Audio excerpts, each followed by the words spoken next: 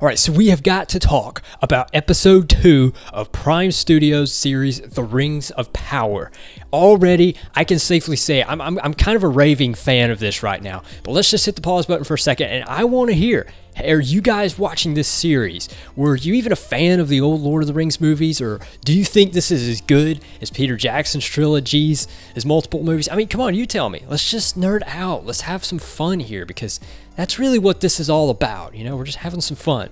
But I've seen episode 2, and listen, if you guys watch my episode 1 reaction, you know I liked it. I was like, yes, this is good. I like it. It's off to a solid start. Episode 2 has turned me into a raving fan, and I'm going to tell you why. This is so neat. All right, so first off, here's the very first thing I noted that I kind of want to hone in on. Remember how in episode 1 I told you this is the first time in any Tolkien story we've seen the story told from multiple points of view. Okay, that's a really big deal because, believe it or not, I was actually just reading some articles by a writer I admire a lot and respect, and he was talking about how, generally speaking, in any kind of story, you want to tell it from a single point of view.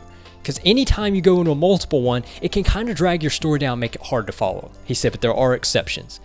The Rings of Power is one of those exceptions. When I watched episode 1, I was like, okay, good. But can you really continue this? But after episode 2, I'm like, yes. So what do we see? We see Galadriel stranded out in the ocean because naturally she is driven by a sense of honor and duty. She can't simply just go home, no matter how badly she wants to, without having actually vanquished Sauron. So she jumps into the ocean and she's stranded out in the ocean. And then I'm like, okay, what happens? And then boom, what does it do? It shifts off to the Harfoot clan, right? And remember when I told you in episode 1, okay, I'm not super certain. Like, I like the Harfoot clan. It's neat and fun and all, but I'm not real sure how it fits into the Lord of the Rings story. Like, I'm not sure it's actually relevant. Well, episode 2 cleared all that up for me. Remember that comment I kept talking about? Like in the trailer breakdown series, I kept talking about this comment. I'm like, guys, seriously, this is important. You're not paying attention to this. It's probably one of the most important things they showed in the trailers. Yeah, it's real important, and more important than I realized. And listen, I'm happy to admit when I get things wrong. I got it wrong a little bit. I thought that possibly maybe Sauron fell from the sky. Well, somebody fell from the sky. But we have no idea who it is. Like, no idea whatsoever. And that's where the Harfoot clan comes in. And if you want to know more, you got to watch episode 2. You got to watch it for yourself. But yes, they're actually important and relevant to the story, so I like it. And then boom, once you shift from them, you shift off to a whole nother point of view. I like it. Usually in a series, this doesn't work so good. But I really like the way it's doing it so far. I do. The cinematography looks great. Remember, it's the most expensive series ever made. I expected a lot out of this. I expect it to look good, and it does. It looks fantastic. I will have to say, I'm expecting a little more action. I like the whole storytelling thing, but I'd like to see some more battle scenes. Come on, guys. Come on, Amazon. Give me something like the Battle of Helm's Deep from the Two Towers. I want to see it, but come on. We got to keep going. There's still so much more to talk about. Like, for example, in episode 1, they just referenced and kind of made vague allusions to the Silmarillion and the Children of Hurin. Well, now in episode 2, they made a direct, overt reference to the Silmarillion. This time they actually mentioned it. Yes, I knew they would do it. I knew it. If you guys remember, a lot of people, when Peter Jackson finished with The Hobbit, they wanted to see him take on the Silmarillion. And I was one of those people that didn't want to see that. Not because I don't love the Silmarillion. I do. It's one of Tolkien's finest works. It's great. It's really good. But it's an unusual story. It's not going to lend itself real well to the cinema. And if you guys haven't read it in a long time, or you've never read it, let me just give you the Cliff Notes version in 30 seconds. Basically, the Dark Lord Morgoth shows up to Middle-earth in the first age of men. Ooh, dramatic. And what it is he is consumed by greed. The elves have what are called the Silmarillii. That's how I've always pronounced it. I don't know if that's accurate. Supposedly the most beautiful jewels ever made. And Morgoth covets it. And he covets it so much, he's willing to slaughter and maim and just essentially murder for it. His greed has consumed him. And when he finally gets it, at first it's everything he's ever wanted, until, as Tolkien wrote it, he sees his reflection. And he sees what his greed has done to him. Because originally, if I remember correctly, he was an elf. He was proud, he was beautiful, he was a good person. But now he's become corrupted. he's evil, and it showed like in his face. He was deformed, he was ugly, he was horrifying to look at, and the stone showed him that. And from then on, he hated all beautiful things. He hated anything nice because it reminded him of how evil he was. Believe it or not, that's actually a little bit better written than Sauron, truthfully. I mean, that's not bad. Anyway, that was the story, and they made an overt reference to it when Elrond is talking to the High Elven Smith there. I knew it. And see, pay attention to that. I mentioned that because I'm willing to predict, okay, look, you probably won't see us till episode 4 or 5, but that's probably going to be a lot more important than you realize. The Silmarillion, the Children of Hurin, this is all key foundational stuff to tie the Rings of Power into the Lord of the Rings. So just remember that. They mention it. Such a huge fan. And what else did we get to see? Finally, we get to see some of the dwarves. I kind of wanted to know how Amazon would handle that. Now, here is something, we're going to go over something a little bit controversial. As we all know, Peter Jackson's trilogy is a masterpiece. It's phenomenal, but it was a product of its age. The cast wasn't super diverse, and none of us really noticed or particularly cared. In episode 2, you really notice Prime Studios trying to make their cast as diverse as possible. Now, I'm not opposed to that personally, but I will have to say, at times it does feel a little bit forced.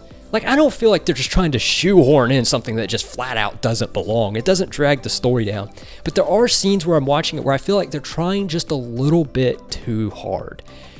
Thankfully, the cast they've got is doing a good job, but you just have to see it for yourself. Like, everybody's doing a good job. It's just like, I just notice it. You know, I feel like, okay, you guys are trying just a little bit too hard. I mean, do you have to try that hard? But it's not a huge deal. The story's fantastic.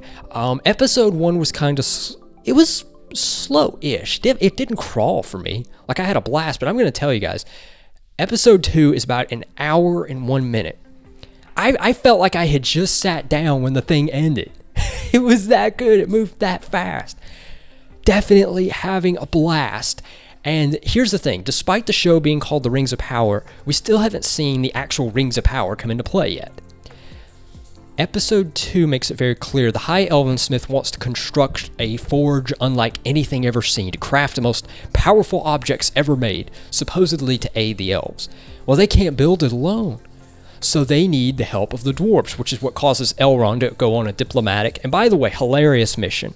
The roughly 15 to 20 minute scene where Elrond has to deal with the dwarves is actually probably the best part of the episode. It's genuinely funny, and it makes some nice allusions to The Hobbit, but I don't want to spoil too much of that. I'm already spoiling enough as is.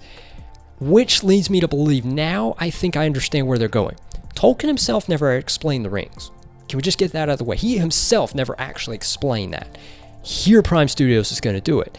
What I'm willing to predict is as the series continue, even with the dwarves' help, which I predict the elves will get, it won't be enough. They're going to need the help of humans. Well, how do you possibly pay them? That's where the rings are going to come in. They're going to be payment for having helped to undertake such a construction of this magnitude. I think that's where Prime Studios is going. I like it. That works. I can absolutely see that. There's so many good things.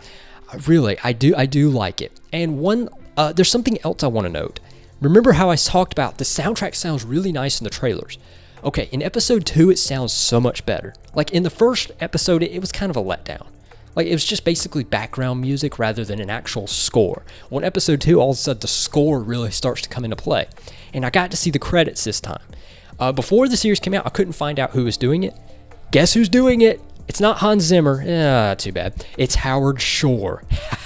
You guys remember Howard Shore did the soundtrack for the original Jackson series? Yes, that was a stroke of genius hiring him on.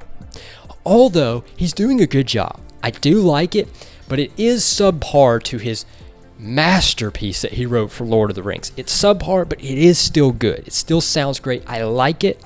And now after watching episode 2, here's another reaction. I'm prepared to say I do like Elrond after all. I wasn't sure if I liked the new guy as much in the first episode, but now I'm prepared to say, yeah, I like the new guy. He's doing a good job. He's not as good as the old one, but I like him. He's doing a good job. That's a lot of fun. Man, there's so many great things. I've just had so much fun. And here's one of the really nice things about it. Even for a dedicated Tolkien fan such as myself, I still can't fully predict the series. There's a lot of mystery, there's a lot of intrigue going on, and I genuinely can't predict some of it. Some of the scenes are so great. Thus far, it's everything I was hoping it would be. And by the way, we also finally got to see what the orcs look like, and they're creepier than ever. Seriously, they're creepier than ever, and that's also the right way to go. Looks great. Really well. I mean, I just want to give a huge hats off to the production crew. Like everybody. I'm talking about the lighting guys, the cinematography guys, people in charge of costumes and design. Everybody. You're doing your job really, really well. I like it. Good job. And one last thing I wanted to point out. Usually in a series these days, we have to deal with the fact that you're dealing with 25, 30-minute episodes? Which I didn't know how I felt with Lord of the Rings, because Lord of the Rings is, by its very nature, is just long and very dramatic and drawn out. Get this. So it appears Prime Studios will be giving us 2 episodes a week, and get this.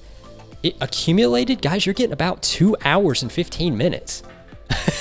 So that's like a major movie every single week. I like it.